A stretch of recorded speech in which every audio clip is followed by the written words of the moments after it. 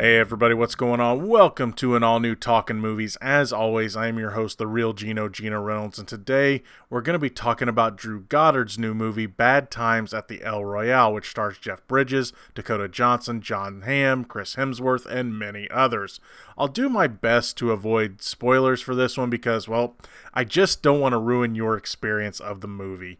Set in the late 60s, multiple people show up to a novelty hotel at the border of California and Nevada called the El Royale, each with their own motives and secrets for being there. When those motives and secrets begin to unfold, all hell begins to break loose.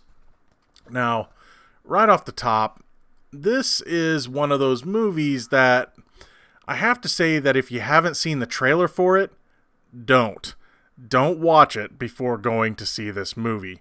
While the trailer doesn't spoil a ton of this movie, it does some. I felt that it showed too many things that will help you to figure out some of the movie's twists and turns. The more you go into this one not knowing, the better experience that you are going to have with it. That being said, having seen the trailer, I still really like this movie a lot, and won't be surprised if it still makes my top 10 favorite movies of the year. While there isn't many, in fact, there's only really one, I'll get to my complaint and get it out of the way first. While the story as a whole is very engaging and will keep your interest from start to finish for the entire time, the movie does feel a little long. Given how many characters there are and how many stories they have to tell, this is a very minor complaint, and it will not ruin your experience. One thing that could have hurt this movie is the characters. While they all have their stories and they are all important to the overall story, some of them could be seen as stereotypes. Again, I said could be. The reason that this doesn't really matter is because the performances are so damn good. It's hard to talk about the characters of this movie without giving away some of the movie's secrets. All of the characters have reasons for being at the hotel, and most of them are, how should I put this, not so honorable. All of the actors put on performances that take roles that could have been seen as a bit generic and make them matter to the audience. You get the reliable performances from Jeff Bridges, John Hamm, and Chris Hemsworth and Nick Offerman, even though there really wasn't enough of him in my opinion. Maybe another very minor complaint.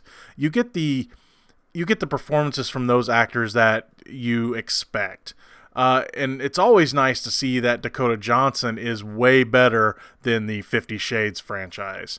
The breakout performance of the movie comes from Cynthia Erivo, who's best known right now anyhow for the 2015 Broadway revival of The Color Purple, where she played Celie. She's also going to be in a movie I'm really looking forward to called Widows, as well as playing Harriet Tubman in the upcoming biopic Harriet. And I also have to mention that in spite of the opinion of Billy Lee, which is Chris Hemsworth character in this movie, she's got one hell of a singing voice. By the way, here's a little fun tidbit about Jeff Bridges' character, and don't worry, this isn't really a spoiler. His character's last name is Flynn, which makes me wonder if Drew Goddard is a fan of Tron. The way that the story is set up is that once the viewer is introduced to most of the characters, the story begins to split up to tell you each of their stories, telling it from their perspective. It begins to give you little pieces of the overall plot, little by little, until the story is complete. It's a nice, slow burn. Again, little by little, all is revealed in the end. The atmosphere of the movie starts as a little warm and spacious and even inviting, but quickly turns claustrophobic, dark, cold, and wet as the secrets of the hotel's occupants, as well as the hotel secrets, are revealed. The sense of dread ramps up until the very end of the story. Also, the music of the movie also helps to tell the tale and set the mood of any particular scene. where music is playing.